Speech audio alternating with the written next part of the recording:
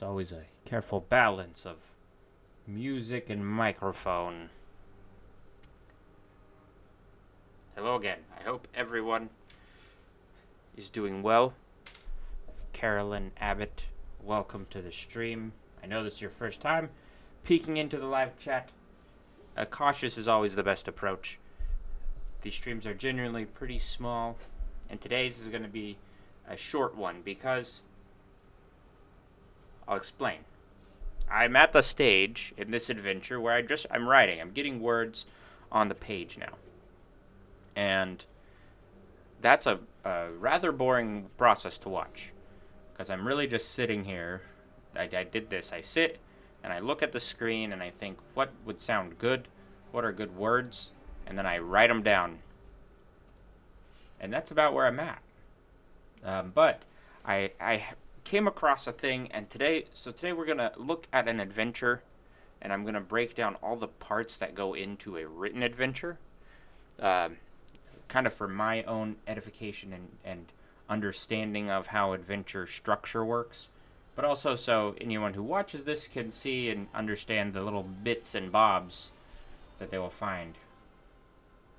Gotta turn that down a little bit in my ears. Anyways, with that, let's get into it.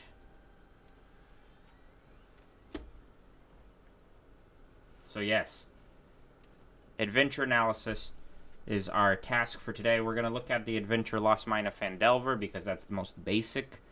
It's the starter kit adventure. It's real simple, and we can find all the little parts that go into it, and I can write all that down and explain how they all work together.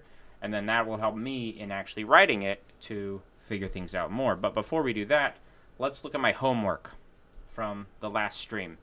Last stream was kind of a disjointed, weird mess of location design where I fleshed out some fantastical locations, gave them names, gave them some, interesting details, to me at least.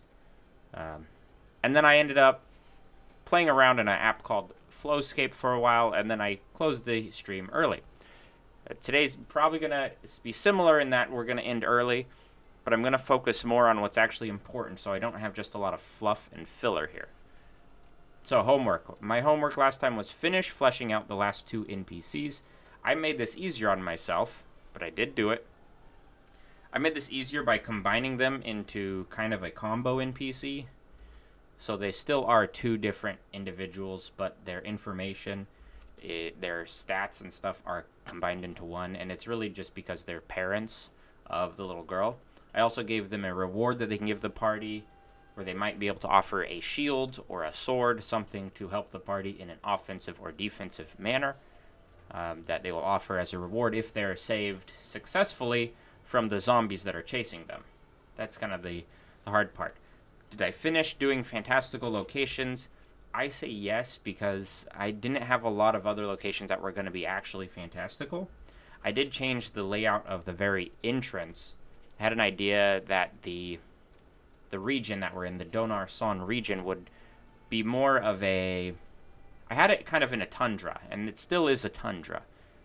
But I also decided to put that tundra in between 2 kind of mountains. Or on one side it could be a straight glacial wall, and the other side could be a mountain. So in order to get into it, they have to go through a tunnel through the glacier. If you've seen Game of Thrones, picture the tunnels that lead outside the wall. Something like that the party would have to traverse this tunnel to get to the northern gate, and then that would protect the region from unwanted people as well. So that was the kind of idea. I am still fleshing that out. So I'm going to say on this homework I did a yes, but no. Did I write 1,000 words of the adventure? I did. I successfully accomplished that.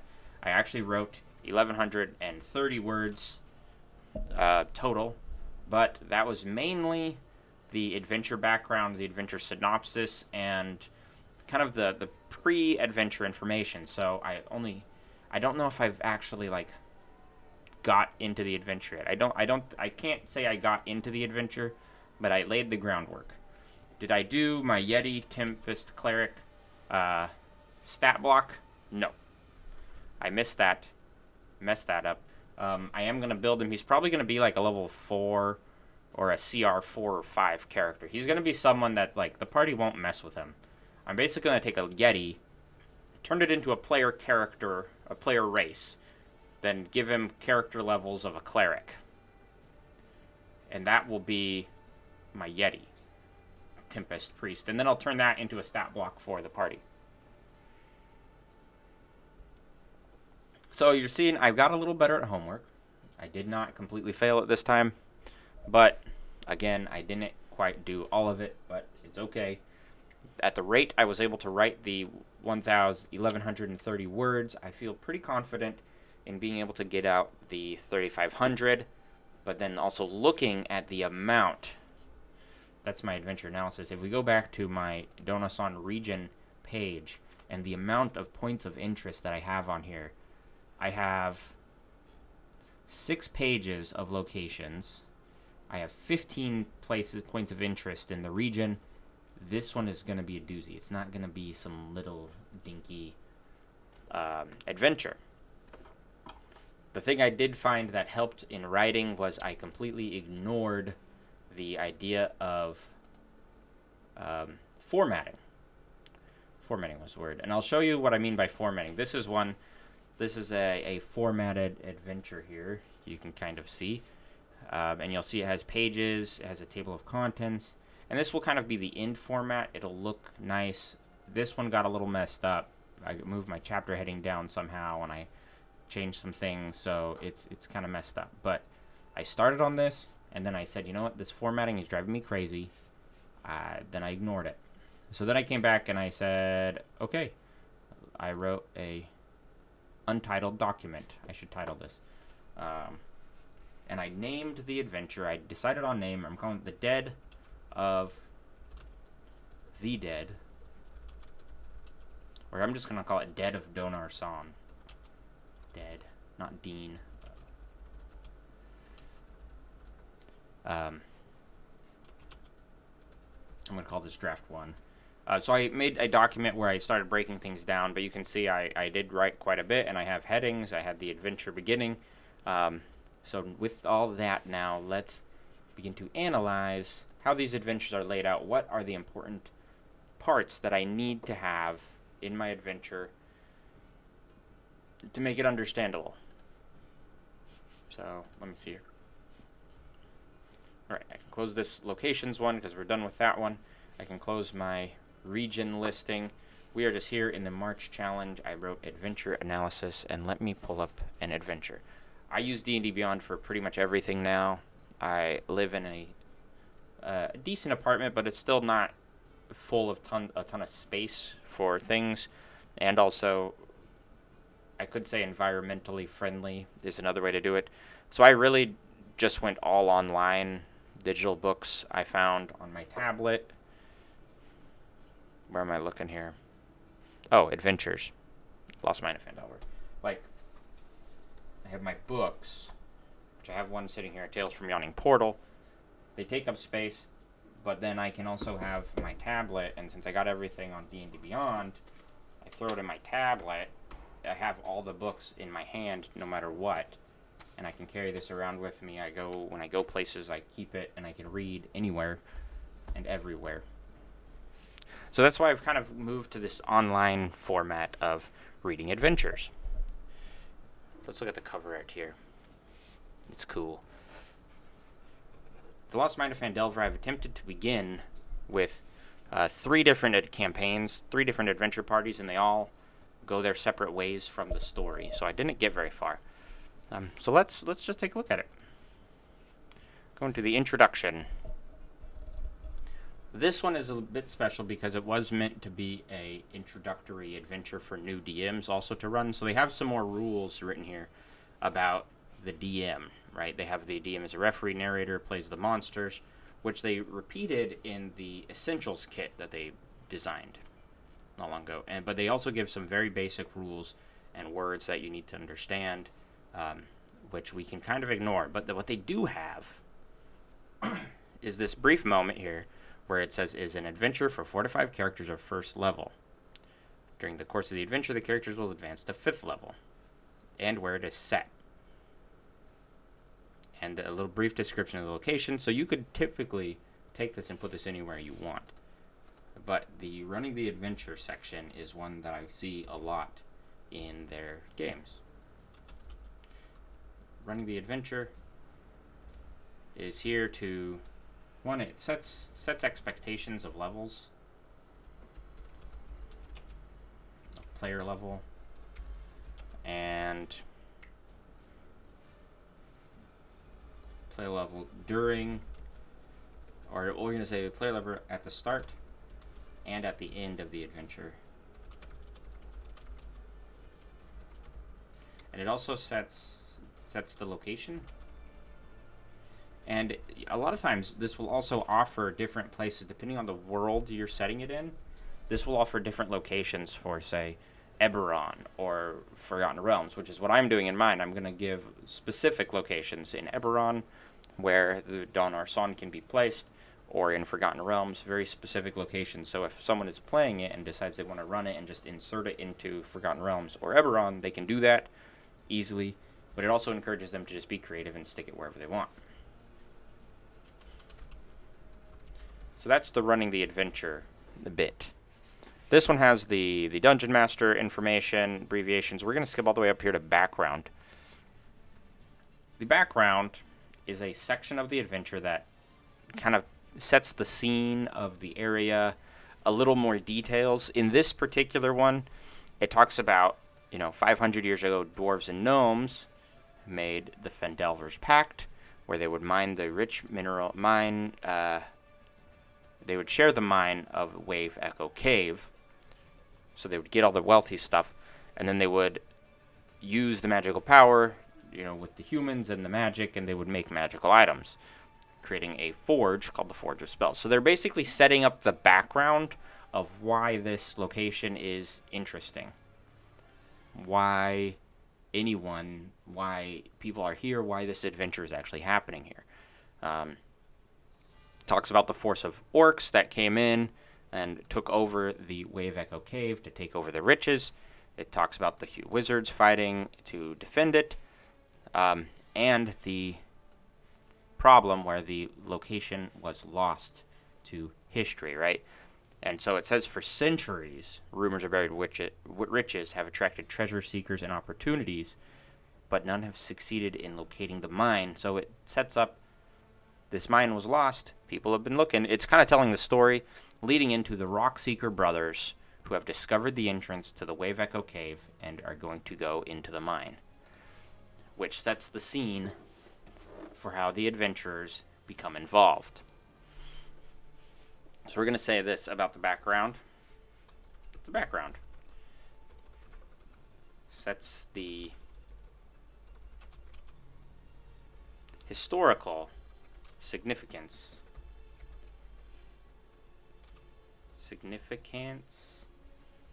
of the scene, if any. Right, so if there's no historical significance, you can do that. In mine, my background is essentially explaining the discovery of the Donar Son region and what they found there and how it came from being an unknown, unseen place to being a gold mine, a gold rush of possibility for the prospectors there. And then that leads into also, though, the kind of the question, the why is trouble starting?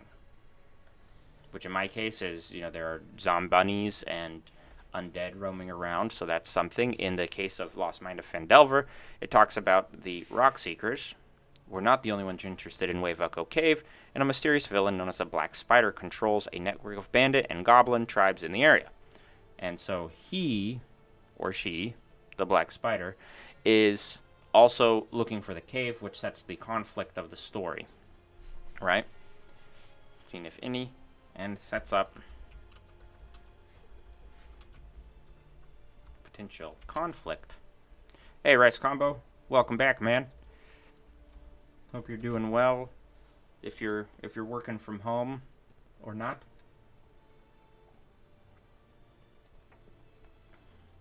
Today we are analyzing the Lost Mine of Phandelver to find all the bits and parts that I need to write up, like all the little pieces of an adventure that makes an adventure for publication. Real quick, gotta check an email here.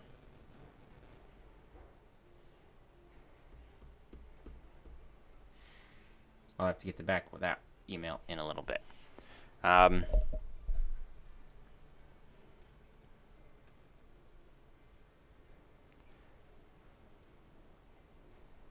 Let's see. The overview. Oh, sets up a potential conflict that the party may get involved in.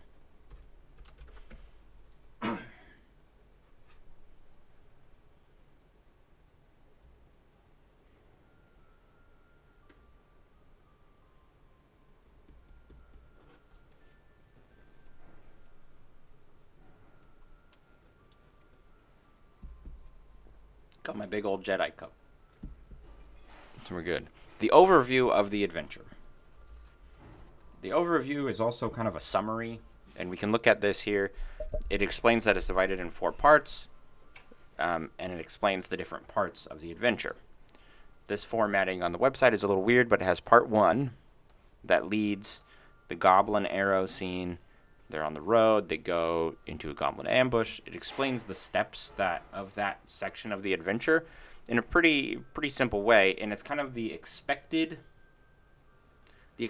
path that the adventure is written for, but they're also written in a flexible way, so if the party veers from that path, you can read this and understand why, or understand what could come next. I think the overview is really good and useful here because it's a summary, right?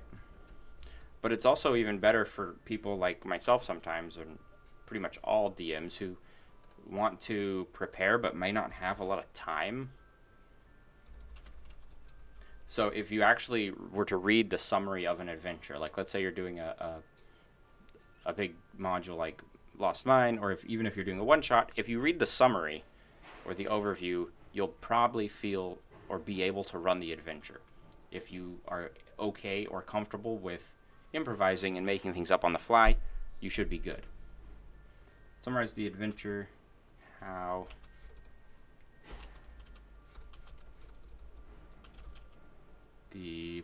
should I describe this? Because I don't want to say that it's like how the railroad, how the party should advance in the story in an ideal way. But it's also good because it sets up, you have part 1, part 2 talks about the town of Phandalin and gives a little information on what's going on in there. Talks about the short adventure getting into the Black Spider scenario, and then talks about the Wave Echo Cave, which is the kind of the end location. Giving all of this to the DM, if the players are like, oh no, we don't want to talk to the goblins right now, which I've had happen to me, where I set up the goblin arrow scene, I set this up, and it's all about a cart that's there, and the goblins are kind of setting up an ambush for the party, essentially. And then the party, if they take the bait and look into the ambush scenario, then they find a goblin cave, which is very cool. And they can fight goblins, they can deal with that. But my first time running it, my players saw the cart, they saw the goblins, they were like, they killed the goblins that attacked them, and then they said, no thank you, we're going to continue on to Phandalin. And so I hadn't prepared Phandalin, but I had read this brief overview of it, and so I was able to still run that. It was subpar. It was very early on in my DMing. I think this was like my first time DMing ever, and that's what I ran into, was the party not wanting to play that. Gives the DM some info on the future of the story, just in case the party skips a scene. And I like to say it should be broken up in story, in plot, in, chapters? Let's call them chapters. And I'll put quotations. So they should be broken up in chapters, is the idea here. Then, we got to keep moving on, because there's a lot that goes into an adventure, right? The adventure hook. This one, since this is set up to be a campaign, it does kind of have the start of the adventure, because this is designed to be the beginning of the adventure, the start of the campaign. But it does have one plot hook here where it says the characters are in Neverwinter when their friend Gundren Rockseeker, one of the dwarves, hires them to escort a wagon to Phandalin, and he's gone ahead with a warrior named Sildar Hallwinter, who turns up in the Goblin Caves. And you'll get paid 10 gold each when you get the provisions to Phandalin. So, it's a very strange. My computer just says I cannot connect to chat, so I apologize if anyone is actually typing. I can't read it. So it sets a very specific adventure hook, which adventure should have. All of them should. But it also does say, hey, give your players the option. If they want to come up with their own reason why they're in town, cool. That's good. I'm trying to do the same on mine. If I look at my The Dead of Donar Son, I do have some adventure hooks where I have the reason, the reason I wrote the adventure, like what is the reason here. But then I have a couple others, like the Locust Miner Union has some people have gone missing. I'll zoom in. I have the town. I wrote this wrong. This should be Crag's Breach. The town of Crag's Breach has experiencing intermittent raid from undead creatures. And then also they get a shortage of their main export of mithril ore, so they wonder why they're not getting the mithril from the Donar Son. So there's different hooks that you can tie in to the story, and that's just the idea is, so we set up one main hook for the adventure, which should tie into the story most effectively. I don't know if that's the right way to phrase that. But then you also add another hook or two. Jeez, I'm typing terribly.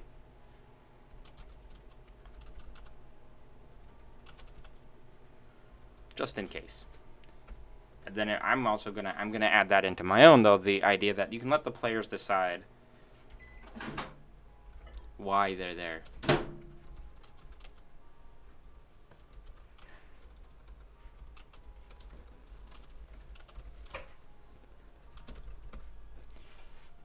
Then I love Google because it just tells me where I messed up. Nope, not why they are there. Or not who, there. That sets it up. Then in this particular Phandelver, it does paint a picture of the Forgotten Realms and explains the area and kind of paints a broad map. And that is what I also tried to do in mine, was give a broad stroke general features. We can call it location generalization.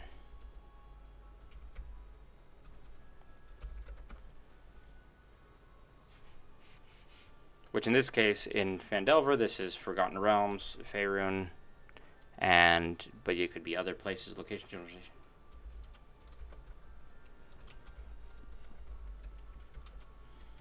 This is the idea that I talked about in one of my videos where I talk about having broad stroke concepts. I'd say think big picture.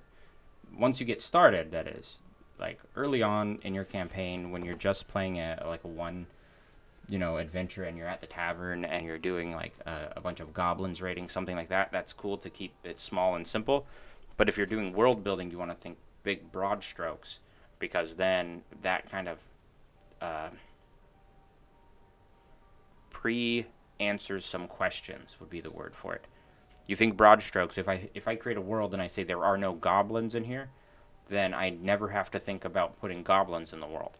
In one game, in one of my campaigns in my world of Yindir that I am working on creating, I said I have one character who's a dragonborn, but I also decided that he is so rare that he's literally never seen another dragonborn. in his entire life. And because of that, I now know if I want to make a big impact on him, on that character, at any point, I can put a Dragonborn in there, and that's a huge moment for him. And if I don't, I just ignore Dragonborn as a race entirely. I'm kind of working it into a different history of Dragonborn and what they can and cannot do.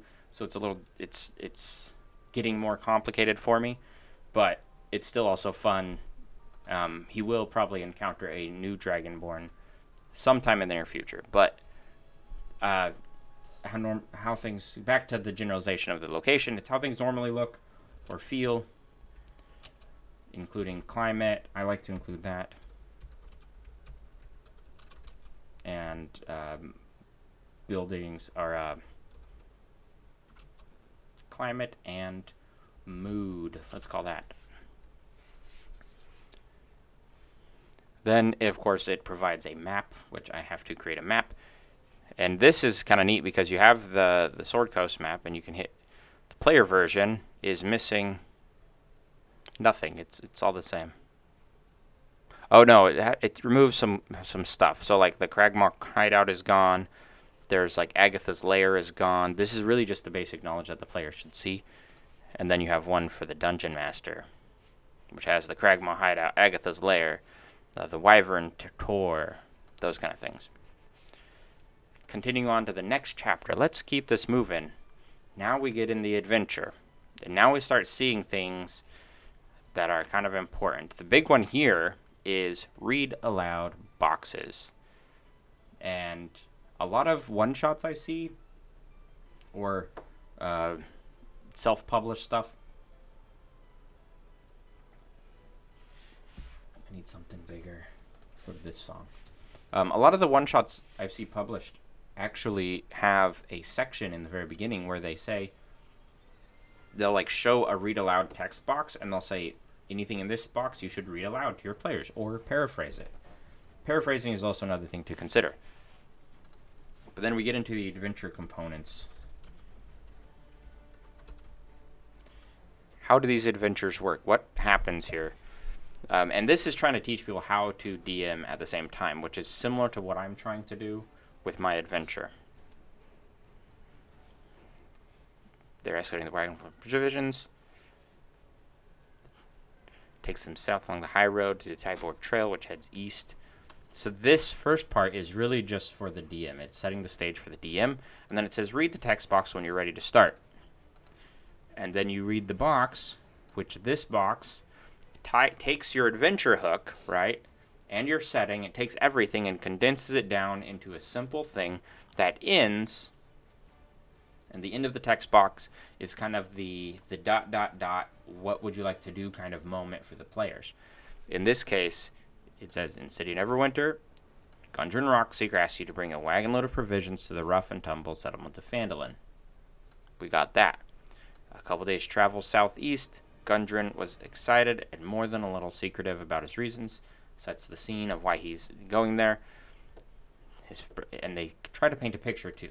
His brothers had found something big, and that they'd pay you 10 gold for escorting his supplies safely to Barthen's Provisions, your destination, a trading post. Then he went ahead of you on horse with Sildar Hallwinter, claiming he needed to arrive early and take care of business. But then in this particular case, that's not where it ends. Sometimes you could start there and say, okay, players, what do you do? And then they're like, oh, we're going to go. But this fast tracks, which I think is a good idea. It says you followed the high road south from Neverwinter, veering east to the on the Tribord Trail, and no trouble so far, but this territory can be dangerous. Bandits and outlaws have been known to lurk the trails. What would you like to do? ... right? So read aloud text. Aloud.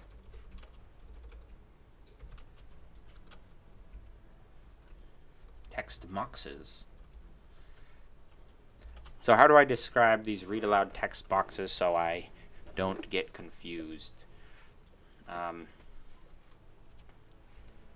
Say sets its main goal, right? They actually have several goals we're going to put here. Number one, they're going to set the scene. I want to go in one more tab. There we go. Set the scene visually. It paints the picture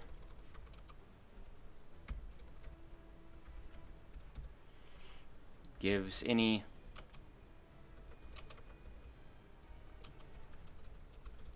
to the setting.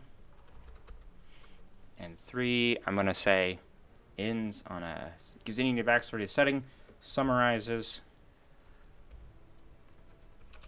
the quest, if any, and then ends on a, I'm going to put that, what would the players like to do? And right away, I wrote a read aloud text box yesterday in my writing, and right away I see the problem here.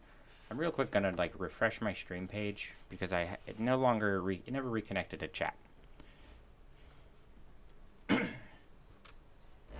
Oh, there is.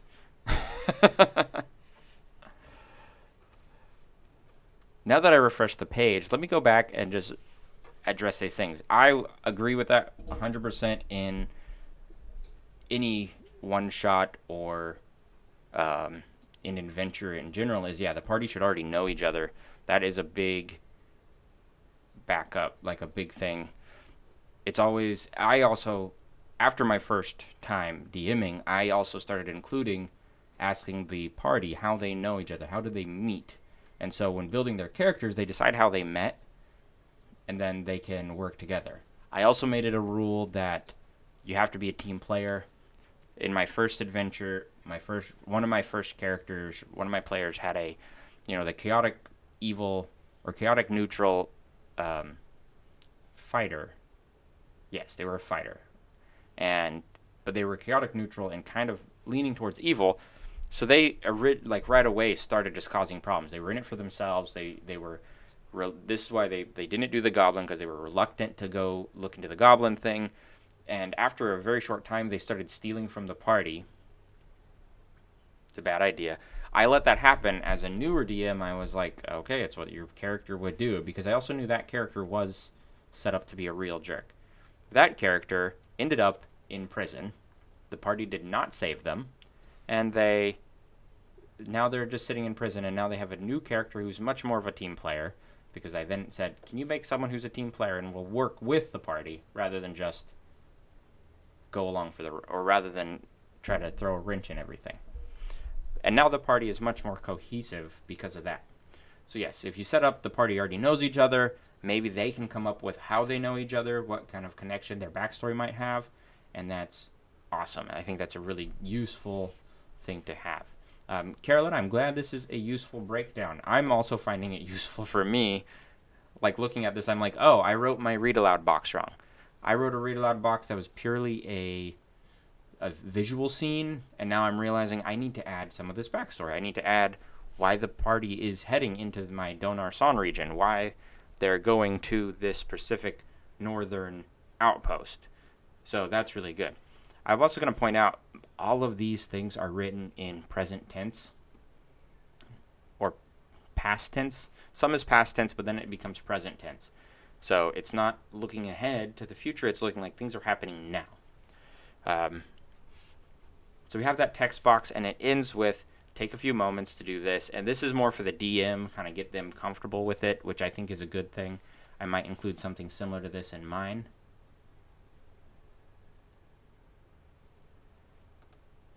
Yeah, in modules, they usually have boxes, which is what I'm going to be doing. I'm going to have like in the Yawning Portal, they have red boxes, right? In D&D Beyond, they have these big gray boxes. Then they say, read this aloud. I haven't really seen the type where it just is italicized, but definitely having a box is good. There's also a thing that I'm hoping we'll run into here on D&D Beyond. Hey, no problem, personal information. Welcome back. I ended up skipping a Friday last week, and then last stream was run short, and today is going to be a short one again, so I'm glad you made it to this one as we are continuing on. So the adventure components we got. So now we have our text boxes, our read aloud text. We can see what's happening. This particular, it gives you some options, and this is the thing I think I've also been missing in my outlining is what are some options that the players can do. And in this case, it says driving the wagon, and it tells how the players can drive the wagon. If we look at another adventure, I was just looking at, I forget what book it's in. I think it's in Yawning Portal here. I'm going to see which adventures. The Dungeon, Running White Plume Mountain. Oh, the Forge of Fury, I believe, is what it is. The adventure called the Forge of Fury, it actually has sections where it's like, hey, if your party wants to invade the keep, here's how you can do that. If your party wants to wait and just watch the roads, here's how you can do that. So maybe that's something I need to come up with, is what are options that the players can do, or common things the players can do. Actions the players can take.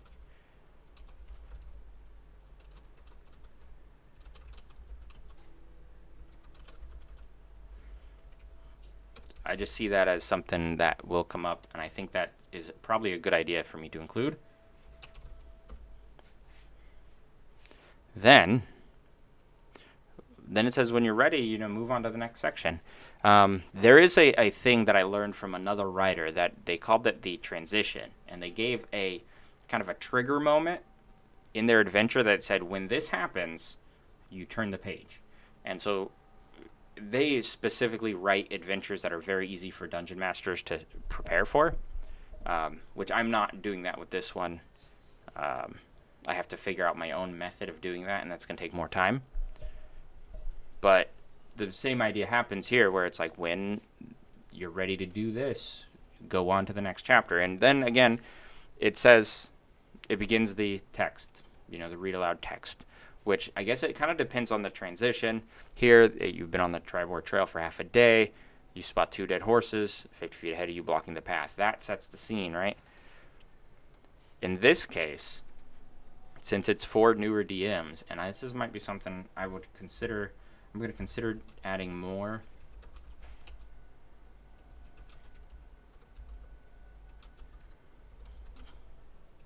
I'm going to consider adding more read aloud text in mind than I normally like in an adventure.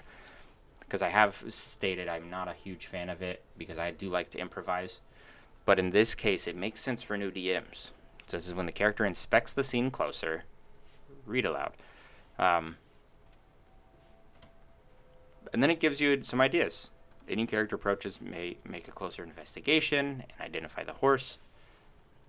The horses, they've been dead. It tells what kind of information the players can get.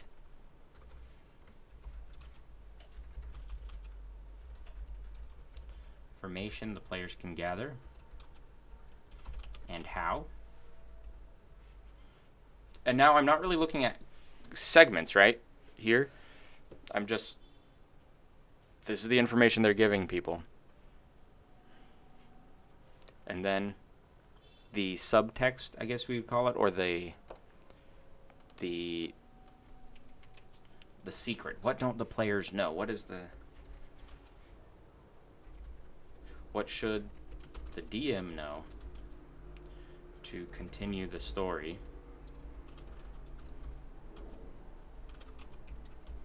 As the players are reacting or are acting in the scene.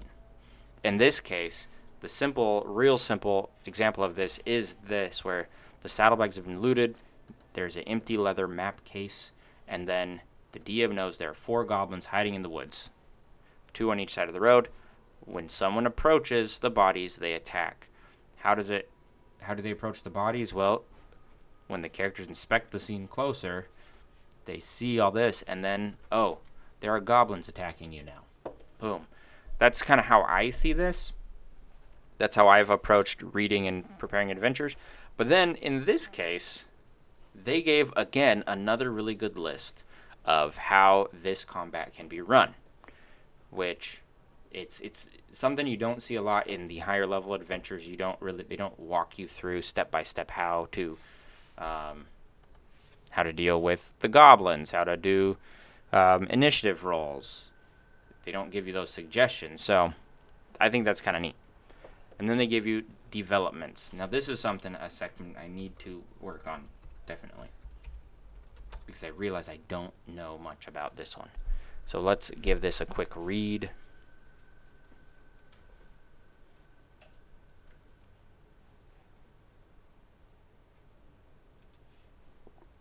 In the unlikely event the goblins defeat the adventurers, okay.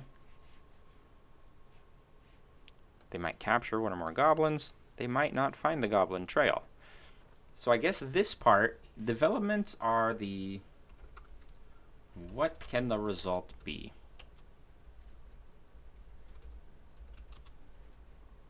Right? So these are like, what could happen? In this case, in this specific case, it's saying the goblins could defeat the party.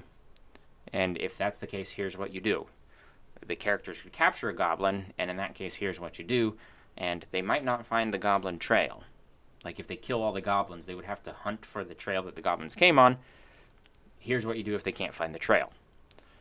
Or, if they just decide to avoid it, it sets up the rest of the thing. In this case, here's the information for the Dungeon Master. I believe it's in this little white and gray box here. It says just rest and explains rests. Then it moves on to the rest. But in this, you have links, right? So they say if they find it, they could lead the party to the Goblin Trail section. If they skip it, you go straight to Phandalin. Don't go to the Goblin Trail section. And it goes that way. In this particular adventure, they also work with XP. They explain that to the Dungeon Master. And it continues. All right? So let's look at the Goblin Trail segment before we go on the Cragmaw hideout, because there's some more here to discuss. And how does the DM handle it? Come up with multiple options. That's what I'm going to also write.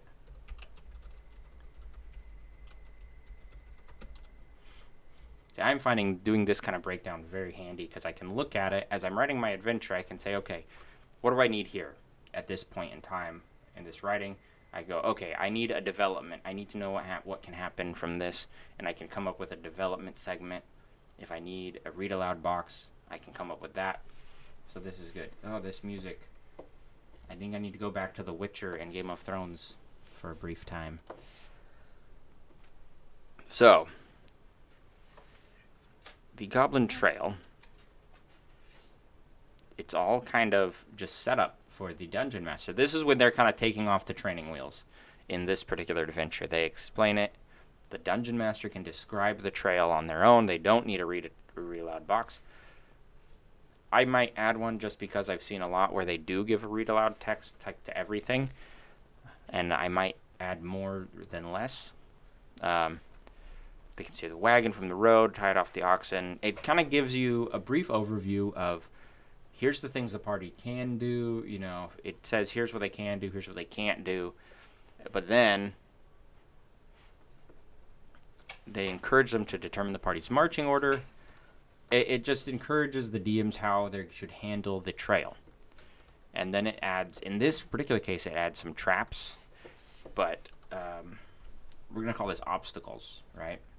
That's what I'm going to call these.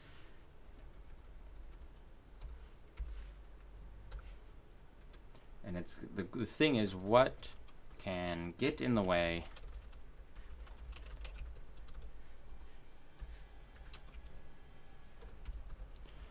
And the thing with obstacles, in my opinion, and I know a lot of other DMs do the same thing, if you don't have an obstacle or you don't have a need for an obstacle, you can also fast track a lot of things. Like if I did this Goblin Trail scenario and I decided I don't want to throw a trap at my party early on.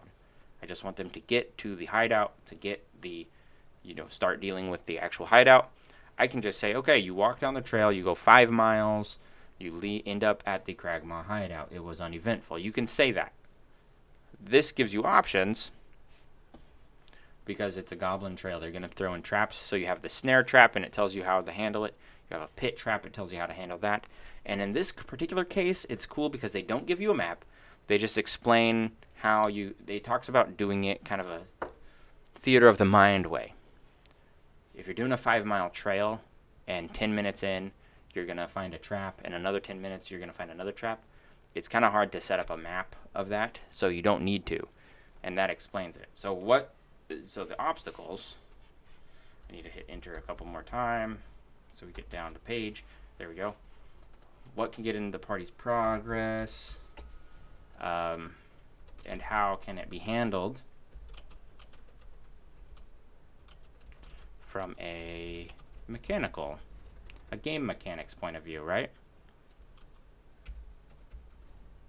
Meaning, what kind of rolls do they need to make? In this case, it talks about if the party in the lead, if their passive perception is 12 or higher.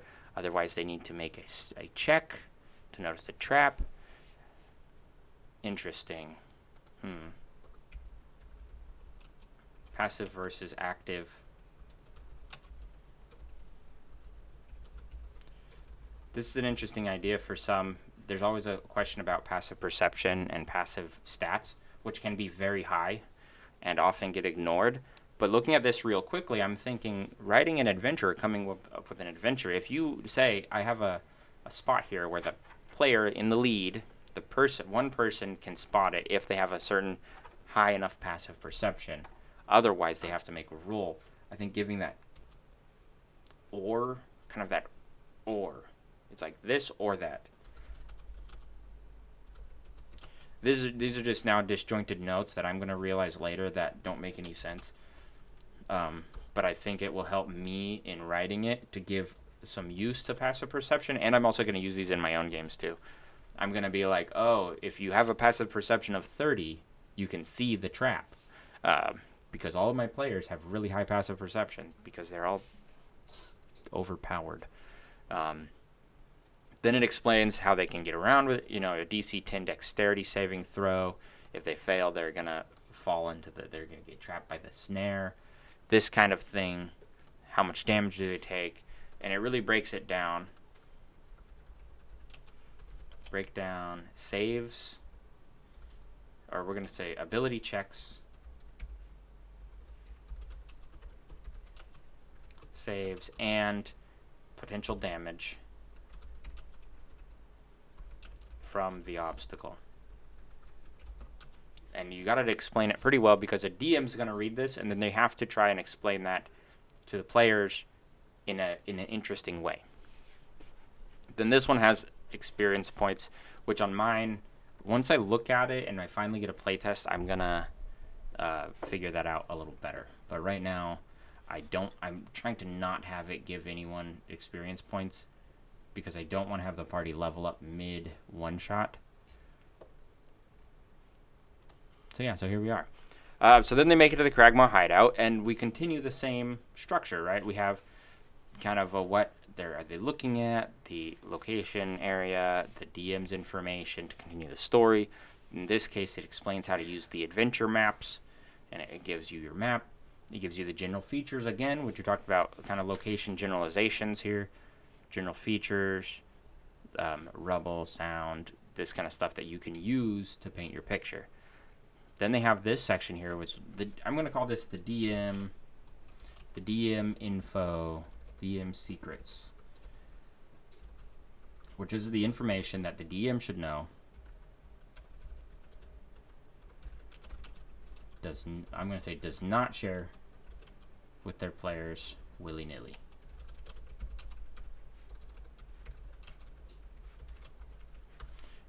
This comes up because this is a box that says what the goblins know, right?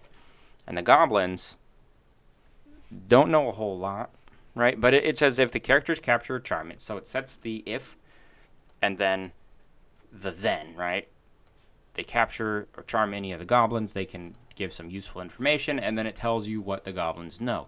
So this is great in those situations because the party may decide to just go through killing everything, or they may say, hey, we're going to capture the first goblin we see and interrogate him and find out what's going on. This just sets it up. The DM knows this. They don't have to volunteer the information. If then scenario, maybe. I'm going to say it can have. It doesn't always have an if then. So it gives you more options. And then, in this case, it leads to the different locations. This is when you get into a dungeon crawl, where I mentioned there's a lot of different read it aloud boxes. Dungeon crawls, okay? In this case, you have the cave mouth. Here's the cave mouth and the read aloud text. An area of it, development. Same structure, right? Read aloud text, any other information that they might want to know, and then some development about it. Then you have the Goblin Blind, and it tells, you're going into the Goblin Blind. When they cross the stream, this is the guard post. Here's what's going to happen. Read aloud text. Then the DM information. 2 goblins are here. If they notice the intruders, they open fire. If they don't notice the troopers, the characters can sneak up on them. They have a description. Kind of the obstacle here is thickets. They're difficult terrain, but they're not dangerous. In this particular case, whoops, I clicked a button. In this particular case, it doesn't have a development on this spot because there's only one way you can go, right? You're here, you go into the cave. That's all there is to it. Then it talks about the kennel. They're wolves that are trained for battle, and it explains the obstacles, a fissure, which has it's a narrow opening, right? That they can see. It's something they can do. It's something to interact with. Obstacles, or I'm going to say interactive point of interest. It's kind of like those games. I don't know if you've ever played the Walking Dead games or Fable, Telltale games. They have a whole system where, you look at a room and it gives you points that you can go interact with to continue your story. That's kind of what I think about as this is there's a fissure over there. There's this. Then it has developments. How do the characters deal with the wolves? How do they... Is anyone else there? A goblin or bugbear can use its action to release the wolves. In this case, it didn't talk about any bugbear or goblin in the area. But perhaps a goblin could run in. I mean, there's options. If the players just ignore the wolves and a goblin gets over there later, this is good information to know also, that they can be released from its chain. Steep passage. This is an interesting one, because as characters without dark vision, this is more just DM, teaching them how to DM. Characters without dark vision, here is your read aloud text. Characters with dark vision, here is your read aloud text. 2 different read aloud texts, and then a point of interest, the Western Passage. And it talks about what can go on in here, right? It talks about flooding and all this stuff. So you see the pattern here that is forming is very much in dungeon crawl scenario. It's a read aloud text, some information about the location, actions adventurers can take, point of interest, how the adventurers can interact with those points of interest, and then a development to see if there's something like I kind of think of development as how where the adventure can change. It's like the fork in the road. That's what I'll call it. And I say it because if we look at our first development, it had 3 options. In this cave mouth, they're supposed to be keeping watch, but it talks about the characters can either sneak up and get them, or they can make a lot of noise and be spotted by the goblins. A fork in the road. You look at the wolves. The fork in the road comes from the fact that the wolves can break their chains and escape, or a goblin or a bugbear can come and get them. It's different options. Let's find another development, because now I want to just verify this idea. Role-playing. Oh, here it is. If he is rescued and healed, Sildar Hallwinter remains with the party, but is anxious to reach Phandalin. He doesn't have weapons armor, takes short sword. If he is rescued and healed. That is the twist. This one, interesting. It doesn't say if he dies, because if he dies, nothing happens. You can't deal with that. Like, you can't have him join your party. So it's very encouraged in this particular adventure to save Sildar Hallwinter. But then it says, if Sildar joins the party, see NPC party members sidebar for how to run him. This is the sidebar here for how to run Sildar Hallwinter. Fork in the road. Treasure. Let's do one more. We got to talk about treasure. The treasure block. What? Oh, I just need to hit one more time to be on the next page. Do that. What objects? And I like to think of treasure not just as monetary value, which is very common. You think of gold, right? In this case, Ymik, the character here, has 3 gold teeth, worth 1 gold each, and 15 silver.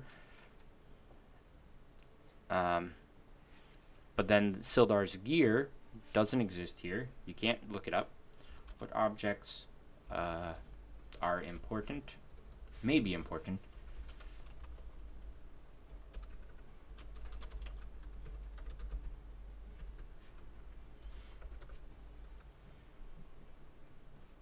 Do they have any value? I think it's also might be a good practice to only tell the party how much something is worth if it's okay for them to sell it. Because you don't want to plant the seed. This is just a DM tip, right? If they pick up a magic sword and you tell them, oh, it's this, +1 sword and it's worth about 200 gold.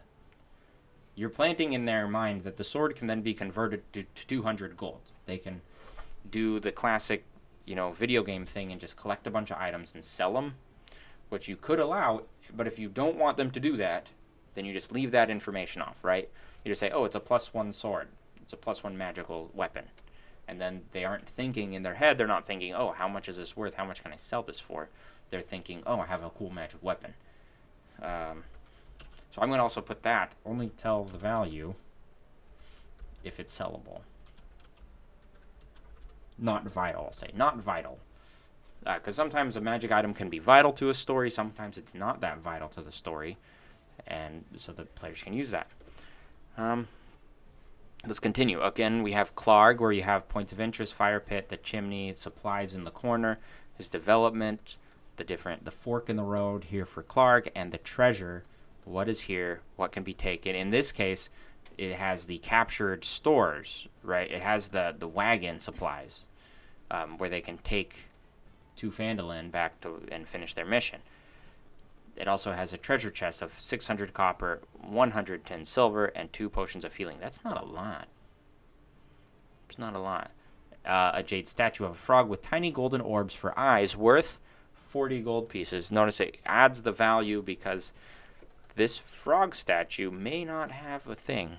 Personally, if I gave the party this, and they were like, ooh, a tiny frog statue, I might hint and lay in kind of a clue that maybe this is something better. And then at the end of the chapter, we have the what's next.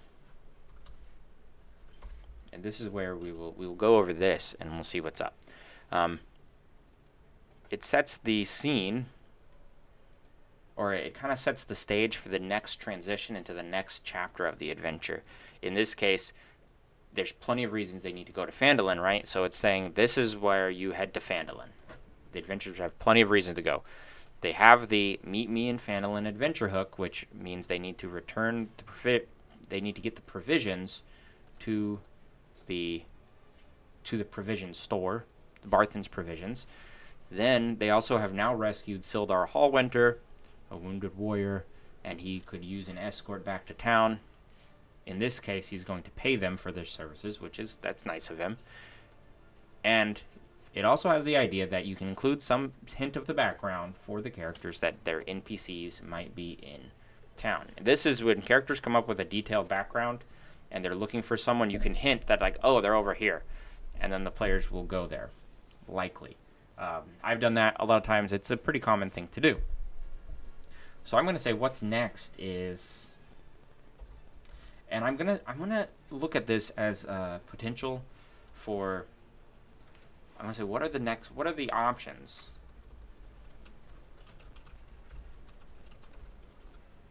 Where can the players go next? Because I don't think this is purely a railroading situation. I can have a situation, like in Donar San, I have my northern... my northern outpost, right? If I say, at the end, what's next? Well, the players have a reason to go south to... Turley's camp and looking for his heirloom, or they have a reason to head east, or no, Yeah, or they have a reason to head east looking for clues on Brewbuck and his disappearance. They might, it gives them options, if there are any. In this Lost Mine of Phandelver case, it doesn't really have a lot of options. They really set it up as a very base, straightforward kind of, do this, please, then go here, please, then go here next. So I'm going to write options of places the characters might go. The players may go. Characters. I'm going to go characters. Characters may go. And why they might want to go there. Boom. Then, of course, this particular one talks about awarding experience points, which at this point will let them go to the second level. And it talks about advancing into levels, which is DM, more DM information. So that, we've looked at the Goblin Arrows. We looked at the basics of Phandelver, right? I'll go back over here to my document. We have a lot now of the components that go into the story.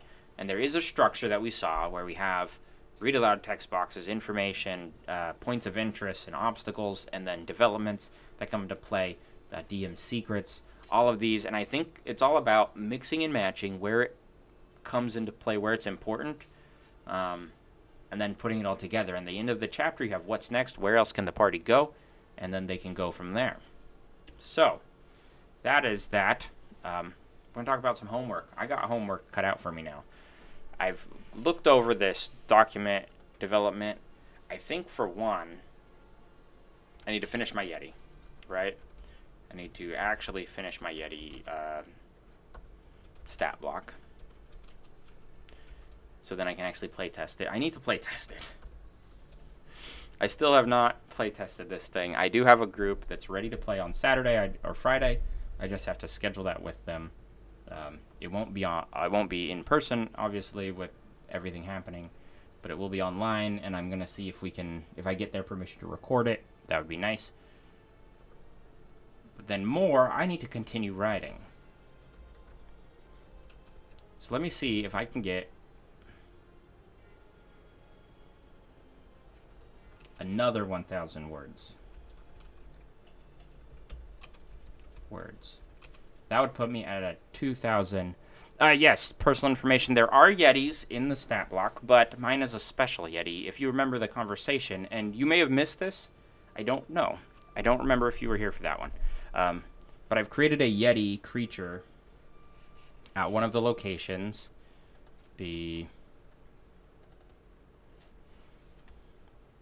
Wrong. Oh, yeah. I actually have a little bit of it. I'm calling it the Spring of the Storm, is a location that the party can go to where it's actually protected by a Yeti who is also a Tempest Cleric. So, when I say I have to make a stat block for him, it means I have to essentially convert the Yeti to a character race, then make him a cleric, a Tempest Cleric, and give them all that stats. That's what I mean by that. It would be a lot more simple than just an actual player stat block. But I want to give them that, and I want to have that stat block available in case players are dumb enough to fight him. Then the DM can whoop them. That's the reason behind that. Playtest continue writing another 1,000 words, which would equal 2,000 words, or it would equal 2130. I don't want to change it and be like, oh, I only need to write, 970 words to get my 2,000. I need to do another 1,000. So that is my thing. The problem the next couple of days, I do have quite a bit of work I have to do on other things. So we'll see how it goes. And also my goal tonight, here's another homework that I gave myself, actually. I'll tell you guys about. I'm going to read another adventure front to back. This is more like we broke this down really good, but I want to take a little more in, So I have my Yawning Portal books. I have the Ghost of Saltmarsh, have short adventures in it. I'm going to pick that up and just read one of those. Yeah, it's still Arctic Tundra, Dustin. You showed up right at the end of the stream. But I'll give you a brief rundown since you were here the first time. So here's the brief rundown. Since it's been a long time. Let me sip some water. It is still in an Arctic tundra area where there is a gold rush of sort for mithril ore that has brought a lot of prospectors, old and young, into the area. The party has gone there because the prospectors have come back with some rumors and superstitions of being attacked. Of course, heading into the area, they find that it is pretty dangerous as they're right away attacked by a horde of zombunnies, the zombie Arctic hare that we created. Continuing in, they find that zombies are kind of roaming around, just causing havoc, and someone has been reported missing by their niece, a one Brewbuck Goldgrip, who is a Duergar, an underground dwarf who has gone missing for the last couple weeks. Through the party's adventure, just traveling around, it's going to be quite a few side quests that they can pick up, including interacting with a Yeti who is also a cleric. The hares made the cut. They are zombie hares, though. They're going to interact with a cleric who's also a Yeti. They're going to have some more zombies they're going to have to deal with. They're going to find a budding little village, starting with a tavern and an inn happening. And then it all culminates when they find a mausoleum of a old... Oh, that's gross. That's gross, Dustin. The old gold grip.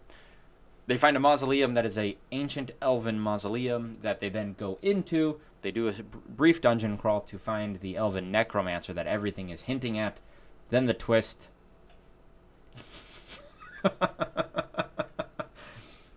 I don't know. I don't do truck stops.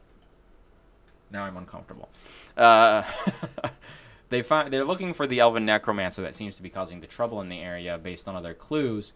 But what they find instead is the missing Brewbuck Goldgrip has actually been corrupted by a gem that he found, not unlike the Hobbit.